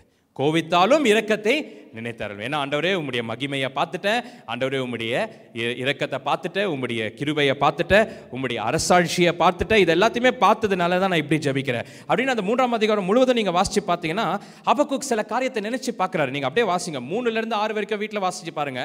அப்ரஹாமை குறித்து நினைச்சு பார்க்குறாரு. அப்ரஹாம்க்கு இப்படியெல்லாம் செய்தீரே ஆண்டவரே. அதுக்கு பிறகு 7லேருந்து 10 வரைக்கும் பார்த்தீங்கன்னா மோசையை குறித்து நினைச்சு பார்க்குறாரு. மோசைக்கு இப்படியெல்லாம் நீங்கள் செஞ்சீங்களே, கடலை பிழைத்தீங்களே, அவரை கொண்டு வந்து சேர்ந்தீங்களே ஆண்டவரே. அடுத்தது 11ஆம் வசனத்திலேருந்து யோசுவா குறித்து நினைச்சு பார்க்குறாரு. யோசுவாக்கு இப்படியெல்லாம் செய்தீங்களே. ஆபிரகாமுக்கு செய்த தேவன், மோசேக்கு செய்த தேவன், யோசுவாவுக்கு செய்த தேவன் ஆபக்குக்கும் செய்கிறார். நான் சொல்றேன் உங்களுக்கும் செய்வார். எத்தனை பேர் ஆமென் சொல்ல முடியும்? அவருக்கு செய்தார் தேவன், அதே தேவனை தான் நான் ஆராதிட்டு இருக்கேன். தேவன் மாறலைங்க, அதே தேவன் தான். இப்போ அவருக்கு செய்தார்னா எனக்கும் அவர் செய்வார். Review what God has done in your past, anticipate what he will do in your future, then I will tell you there is a peace in your presence. கர்த்தர் என்னெல்லாம் எனக்கு செய்திருக்கிறார் என்னுடைய கடந்த காலத்தில்ன்றதை யோசித்து பார்த்தா, வருங்காலத்தில் என்ன செய்வார் என்றதை நான் விசுவாசித்தா உங்களுடைய நிகழ்காலம் சமாதானத்தோடு இருக்கும். சமாதானமே இல்லை பிரதர். வீட்டுக்கு போனால் சமாதானம் இல்லை, எங்கே போனாலும் சமாதானம். நான் சொல்கிறேன், கர்த்தர் என்னெல்லாம் செய்தார்னு யோசிச்சு பாருங்க, என்னெல்லாம் செய்வார்ன்றதை விசுவாசிங்க. இப்போ சமாதானம் கேரண்டிங்க, நிச்சயம். அதான் இங்கே ஆபக்குக்கு வந்துருச்சு. இதெல்லாம் கேட்ட பிறகு, என்னெல்லாம் கேட்டு, இவ்வளோ கர்த்தர் சொன்னதெல்லாம் கேட்ட பிறகு இப்போதான் அந்த ஃபேமஸான ஒரு வசனம், நமக்கு எல்லாருக்குமே ரொம்ப பிடிச்ச வசனம், நமக்கு எல்லாருக்கும் தெரிஞ்ச வசனம், எல்லாருக்கும் நமக்கு ரொம்ப பிடிக்கும் இல்லைங்களா? எல்லா இடத்துலையும் சொல்லுவோம், பாடல்களாக பாடக்கூடிய ஒரு வசனம் என்ன சொல்றாரு? 17ஆம் வசனத்தில் பார்க்கும் பொழுது, அத்தி மரம் துளிர் விடாமல் போனாலும், திராட்சை செடிகள் கனி இல்லாமல் போனாலும், ஒலிவு மரத்தில் பலனற்று போனாலும், வயல்கள் தானியத்தை விளைவியாமல் போனாலும், கெரையில் ஆட்டு மந்தைகள் முதலற்று போனாலும், தொழுவிலே மாடு இல்லாமல் போனாலும், நான் கர்த்தருக்குள் மகிழ்ச்சியாயிருப்பேன், என் ரட்சிப்பின் தேவனுக்குள் களி கூறுவேன். ஆண்டவர் ஆகிய கர்த்தர் என் பெலன், அவர் என் கால்களை மான் கால்களை போல் ஆக்கி உயரமான ஸ்தலங்களில் என்னை நடக்க பண்ணுகிறார். இப்ப புரியுதுங்களா ஆபக்குக்கு எப்படி இந்த வார்த்தை சொல்றாரு? அவர் சொல்றாரு, கண்டிப்பா பாபிலோனியர்கள் வருவாங்க, இந்த தேசத்தை அழிச்சு போடுவாங்க. அந்த காலத்தில் அத்தி மரத்தில் துளிர் விடாமல் போகும், திராட்சை செடிகள் கனி இல்லாமல் போகும், ஆட்டு மண்டைகள் ஒன்றும் இல்லாமல் மாற்று மண்டைகள் எது இல்லாமல் போகும், கிரையில் ஆடு மண்டைகள் முதலற்று போகும், தொலைவிலே மாடு இல்லாமல் போகும். இப்படியெல்லாம் நடக்கும். நடந்தாலும் எத்தனை பேர் சொல்ல முடியும்? என் பேங்க் ஸ்டேட்மெண்ட் 0 ஆனாலும், எனக்கு எந்த பிரச்சனை வந்தாலும், ஒருவேளை டாக்டர் என்னதான் பிரச்சனைன்னு சொல்லிட்டாலும், வீட்டில் யாரும் மதிக்காம போனாலும், என்னை சுத்தி பிரச்சனைகளே சூழ்ந்திருந்தாலும், என்னால் ஜெயித்து வராமல் இருந்தாலும், என் வாழ்க்கை முழுசா நான் ஃபெயிலியர் என்ற காரியத்தை நான் வைத்திருந்தாலும், என்னால் நினைச்ச காரியங்கள் செய்ய முடியாமல் போனாலும், என்ன பண்ணாலும், சுத்தி என்ன பிரச்சனைகள் சூழ்ந்திருந்தாலும், நான் கர்த்தருக்குள் மகிழ்ச்சியாய் இருப்பேன். என் ரட்சிப்பின் தேவனுக்குள் களி கூறுவேன். ஆண்டவராகிய கர்த்தர் என் பலன். ஆமென். எத்தனை பேர் அப்படி சொல்ல முடியும்? ஆண்டவராகிய கர்த்தர் என் பலன். அதுக்கப்புறம் சொல்றாரு, அவர் என் கால்களை மான் கால்களை போல ஆக்கி உயரமான ஸ்தலங்களில் என்னை நடக்க பண்ணுவார். இதுதாங்க விசுவாசத்தின் அறிக்கை. எங்க இருந்து அபக்குக் எங்க போயிட்டாரு பாரு.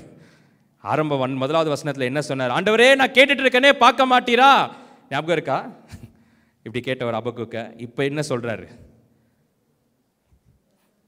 என்ன சொல்றாரு? என் கால்களை மான் கால்களை போல் ஆக்கி உயரமான ஸ்தலங்களில் என்னை நடக்க பண்ணுவீர். நான் சொல்றேங்க, கர்த்தர் மேல் விசுவாசமா இருந்தீங்கன்னா உங்களை உயரமான ஸ்தலங்களில் தேவன் நடக்க பண்ணுகிறவராக இருக்கிறார். இங்க ஆபக்குக்கு செய்த அதே தேவன் நமக்கும் செய்கிறவராக இருக்கிறார். என்னதான் பாபிலோனியர்கள் அழிச்சாலும், என்னதான் ஒன்றும் இல்லாம ஆக்கினாலும், என்னதான் மோசம் பண்ணாலும், நான் கர்த்தருக்குள் களி கூறுவேன். ஆமென். பிரச்சனை வரும். கர்த்தர் சொல்லிட்டார், தேவன் சொல்லிட்டார், இயேசு சொல்லிட்டார் இல்லைங்களா?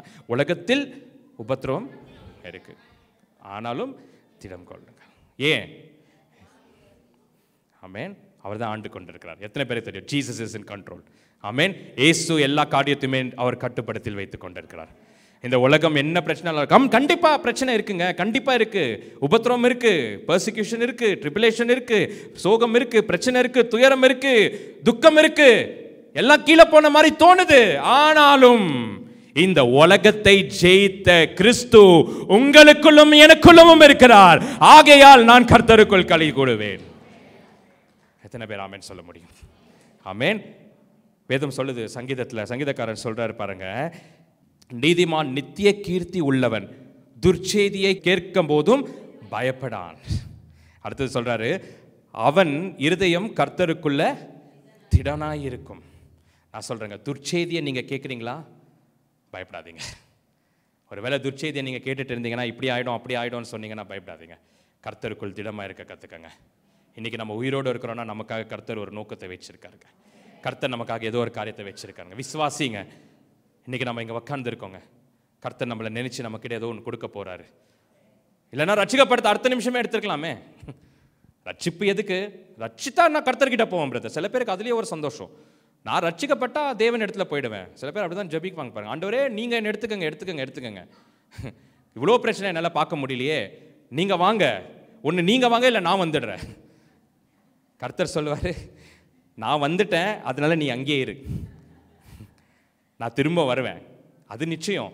ஆனால் நீ இங்கே இப்போ வர தேவையில்லை, ஏன்னா உனக்காக ஒரு நோக்கத்தை வச்சிருக்கேன். ஒருவேளை ஆண்டவரே என்ன எடுத்துக்கங்கன்னு சொன்னீங்கன்னா அது கிடையாதுங்க ஜெபம்.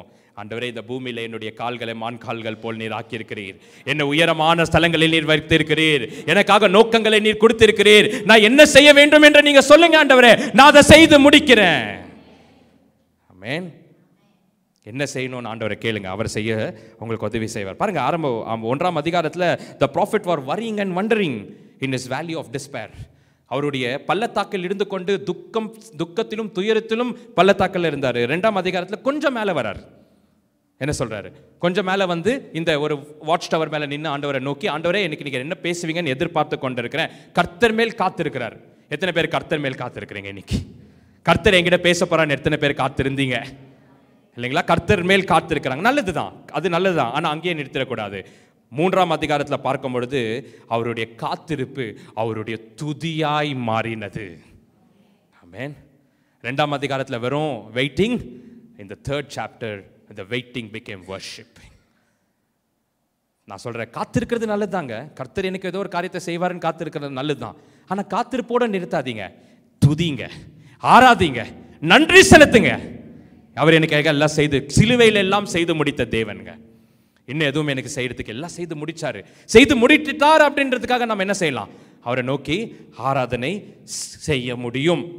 So when you have faith for future, நம்மளுடைய வருங்காலத்தை குறித்து விசுவாசம் இருக்கும் பொழுது கடந்த காலத்தின் குறித்து தேவனுக்கு நன்றி செலுத்தும் பொழுது நம்முடைய நிகழ்காலம் எப்பொழுதும் சந்தோஷத்தோடும் மகிழ்ச்சியோடும் நிம்மதியோடும் வாழ்க்கையில் வெற்றியோடும் வாழ முடியும். ஆமென். எத்தனை பேருக்கு அபக்கூக்குக்கு வந்த ஒரு உறுதி வந்துச்சுங்களா? ஆமென் சொல்லுவோமா? ஆமென். துக்கத்திலிருந்து, ஒருவேளை துக்கத்தில் நீங்கள் வந்திருந்தீங்கன்னா, முகங்கள் பார்க்க ரொம்ப அழகாக இருக்குது, எல்லாம் சிரிக்கும் பொழுது இதே மாதிரி சிரிச்சுட்டு இருங்க. கர்த்தர் உங்களுக்கு ஜெயத்தை கொடுத்திருக்கிறார். கர்த்தர் உங்களுக்கு வெற்றியை கொடுத்திருக்கிறார். கர்த்தர் உங்களுக்கு சமாதானத்தை கொடுத்திருக்கிறார். கர்த்தர் உங்களுக்கு உன்னதத்தை கொடுத்திருக்கிறார். உயர்ந்த ஸ்தலத்தில் உங்களை உட்கார வைத்து அழகு பார்க்கிற தேவன் நம் தேவனாய் இருக்கிறாருங்க. என் பிள்ளை மேலே வந்ததை பார்த்து சந்தோஷப்படுற தேவனுங்க. சின்ன வயசில் எனக்கு ஞாபகம் இருக்குது, நான் ஏதோ ஒரு பெரிய க்ரௌடு, ஒரு பெரிய ஏதோ ஒரு எங்கள் ஏரியாவில் வந்து ஏதோ ஒரு நடந்துட்டு இருந்துச்சு. பெரிய பெரிய ஜனங்க, ரொம்ப கூட்டம் அதிகமாக இருக்கும்போது எனக்கு எட்டலை, சின்ன பையன் எதுவுமே எட்டலை. எங்கள் அப்பாவை கேட்டேன், அப்பா எனக்கு எதுவுமே தெரியல. அப்போ என் அப்பா கேட்டார், என்னப்பா வேணும்? நான் சொன்னேன், எல்லாரை விட நான் ஹைட் ஆகணும். அதுக்கு எங்கள் அப்பா சொன்னார், அதுக்கு நீ வளரணும், அதுக்கு நீ ரொம்ப பெரிய ஆள் ஆகணும். நான் சொன்னேன், அதெல்லாம் முடியாது, எனக்கு இப்போவே நான் பெரிய ஆள் ஆகும், எல்லாரை விட ஹைட் ஆகணும். உடனே எங்கள் அப்பா ஒன்று காரியம் பண்ணார், என்னை தூக்கி அவர் தோள் மேலே உட்கார வச்சிட்டாரு. அவர் தோள் மேலே உட்காரும் பொழுது எல்லாரை விட நான் தான் ஹைட்டு, எல்லா காரியத்தையுமே எனக்கு தெரியுது. நான் சொல்கிறேன், இன்னைக்கு கர்த்தர்கிட்ட நீங்கள் போய் கேளுங்க, ஆண்டவரே நான் என்னை நீங்கள் காப்பாற்றி என்னை மேலே கொண்டு வாங்க. நான் சொல்கிறேன், எங்கள் அப்பா என்னை தோள் மேலே தாங்க தூக்குனாரு, ஆனால் கர்த்தர் உங்களை உன்னத ஸ்தலத்தில் உட்கார வைத்து உங்களுடைய கால்களை மான் கால்கள் போலாக்கி அவரில் நீங்கள் களி கூறும் பொழுது அதை பார்த்து சந்தோஷம் படுகிற தேவன் இந்த உலகத்தில் இருக்கிற அப்பாவை காட்டிலும் உங்களுடைய பரலோகத்தின் தேவன் மிக பெரியவர், மிக நல்லவர், இரக்கமுள்ளவர், அவர் காருண்யம் உள்ளவர், தயவுள்ளவர், கிருபை உள்ளவர். உங்களை நேசித்துக் கொண்டிருக்கிற, நித்திய அன்பினால் நேசித்துக் கொண்டிருக்கும் தேவன் நம்முடைய தேவன். அந்த தேவனை வெளிப்படுத்தி காட்டினது சிலுவை. அந்த சிலுவை அண்டையில் நீங்க வரும் பொழுது ஜெயம் உண்டு, வெற்றி உண்டு, வாழ்வு உண்டு. கர்த்தர் உங்களை ஆசீர்வதிப்பாராக. நாம் எல்லாரும் கண்களை மூடி நாம் ஜெபிப்போம், தலைவணங்கி ஜெபிப்போம். நாம் எல்லாரும் எழுந்து நிற்போம், கண்களை மூடி தலைவணங்கி நாம் ஜெபிப்போம். Thank you Lord, praise you. Praise you Lord. We glorify you Lord. We magnify you. Thank you Jesus. நன்றி ஆண்டவரே, உம்மை துதிக்கிறோம், உம்மை ஸ்தோத்தரிக்கிறோம். அப்பா, நீங்கள் கொடுத்த இந்த நல்ல நேரத்துக்காக நன்றி செலுத்துகிறோம் ஆண்டவரே. அப்பா, ஹாபக்குக்கை போல ஆண்டவரே, ஒருவேளை நாங்கள் துயரத்தில், ஒருவேளை நாங்கள் துக்கத்தில் உம்மிடத்தில் இன்னைக்கு வந்ததாக இருந்தாலும் ஆண்டவரே, நீங்கள் என்னை துதி பாட நீங்கள் உயர்த்திருக்கிறீர் ஆண்டவரே. உன்னதத்தில் நீங்கள் உயர்த்திருக்கிறீங்க ஆண்டவரே. கால்கள் மான்கால்களை போல நீங்கள் மாற்றிருக்கீங்க ஆண்டவரே. ஒருவேளை சரீர சுகம் இருக்கிறவங்களா இருந்த ஆண்டவரே, அவர்களுடைய கால்களை மான்கால்கள் போல நீங்கள் மாற்றிருக்கிறீங்க என்று விசுவாசிக்கிறோம் ஆண்டவரே. உன்னதத்தில் எடுத்துக்கூடியவராக இருக்கிறோம் ஆண்டவரே. சூழ்நிலைகள் தவறாக இருந்தாலும், சூழ்நிலைகள் மோசமாக இருந்தாலும், எதிர்ப்புகள் இருந்தாலும், பிரச்சனைகள் சூழ்ந்திருந்தாலும் ஆண்டவரே, உம்மிடத்தில் நாங்கள் ஒப்புக் கொடுக்கிறோம் ஆண்டவரே. ஆண்டவரே, உம்மிடத்தில் நாங்கள் வெயிட் பண்ணுறது மற்றும் கிடையாது, காத்திருப்பது மற்றும் கிடையாது. அதையும் தாண்டி துதிக்கிறோம், அதையும் தாண்டி ஆண்டவரே நாங்கள் உங்களை ஆராதனை செய்கிறோம் ஆண்டவரே. நன்றி செலுத்த விரும்புகிறோம் ஆண்டவரே. எங்களை உயர்த்துகிற தேவனாக இருக்கிறீர் ஆண்டவரே. குடும்ப வாழ்க்கையில் நாங்கள் ஆசீர்வதிக்கிறோம், கணவன் மனைவியுடைய உறவுகளை ஆசீர்வதிக்கிறோம் ஆண்டவரே. வயதானவர்களை ஆசீர்வதிக்கிறோம் ஆண்டவரே. சிறிய பிள்ளைகளை ஆசீர்வதிக்கிறோம். ஞானத்தினால் நிரப்புங்க ஆண்டவரே, உம்முடைய தயவினால் நிரப்புங்க. உம்முடைய கிருபை அதிகரிக்கட்டும். வேலை செய்கிற இடத்தில் ஆண்டவரே உம்முடைய பிரசன்னம் இருக்கட்டும் ஆண்டவரே. கையிட்டு செய்கிற ஒவ்வொரு காரியமும் வாய்க்கட்டும் இயேசுவின் நாமத்தினால் ஆண்டவரே. ஆண்டவரே, அவங்கள தலையா நீங்க வைங்க, வாலாம் இல்லாமல் ஆண்டவரே. உயர இடத்தில் வைங்க ஆண்டவரே, கீழா இல்லாமல் ஆண்டவரே. ஏசப்பா, இன் ஜீசஸ் நேம் ஆண்டவரே. இவர்களுக்கு விரோதமாய் வரக்கூடிய காரியங்கள் ஒரு வழியா வந்தாலும் 7 வழியா நீங்க திரும்பி போக செய்றீர் ஆண்டவரே. நன்றி செலுத்துகிறோம் ஆண்டவரே, நன்றி செலுத்துகிறோம் அப்பா. நீங்க கூட இருந்து வழி நடத்துங்க ஆண்டவரே. குடும்பத்தில் வழி நடத்துங்க அப்பா. வயதானவங்களை நீங்க நடத்துங்க ஆண்டவரே. இன்னும் உங்களுக்கு ஒரு நோக்கம் இருக்குன்றதை நீங்க நினைச்சிருக்கீங்க, அதன்படி நடத்துங்க ஆண்டவரே. அப்பா, குடும்ப ஆண்கள் ஆண்டவரே, ஆண்டவரே, குடும்பத்தின் தலைவர்கள் ஆசீர்வதிக்கிறோம், தலைவிகள் ஆசீர்வதிக்கிறோம் இயேசுவின் நாமத்தினால. சிறிய பிள்ளைகள் ஆசீர்வதிக்கிறோம் ஆண்டவரே. கூட இருந்து வழி நடத்துங்க ஆண்டவரே. இன்றைக்கு நாங்க கேட்டது போல ஹாபக்குக்கு உண்டான அந்த அனைத்து நிச்சயங்களும் கிருபையின் நிச்சயமா இருக்கட்டும் ஆண்டவரே. மகிமையின் நிச்சயமா இருக்கட்டும். இயேசு ஆண்டு கொண்டிருக்கிறார் என்ற நிச்சயமா இருக்கட்டும். இந்த நிச்சயங்கள் எல்லாம் எங்களுடைய வாழ்க்கையில வந்து பலிக்கட்டும் இயேசுவின் நாமத்தினால. நீர் அப்படியே செய்வதனால உமக்கே எல்லா துதி கனமும் மகிமையும் செலுத்துகிறோம் ஆண்டவரே. மீண்டுமாய் நாங்கள் திரும்பி போகும் பொழுது உம்முடைய இனிமையான பிரசனம் எங்களோடு வரட்டும் ஆண்டவரே. ஆண்டவரே, திங்கட்கிழமை எங்களுடைய வேலைகள் நாங்கள் செய்ய போகும் பொழுது உங்களுடைய பிரசனம் எங்களோடு இருக்கிறத நாங்கள் விசுவாசிக்கிறோம். நாங்கள் கையிட்டு செய்கிற காரியத்தை நீங்கள் ஆசீர்வதிக்கிறீங்க. எல்லா துதி கனம் மகிமை உமக்கே செலுத்துகிறோம் இயேசுவின் நாமத்தினால் பிதாவே. ஆமென், ஆமென்.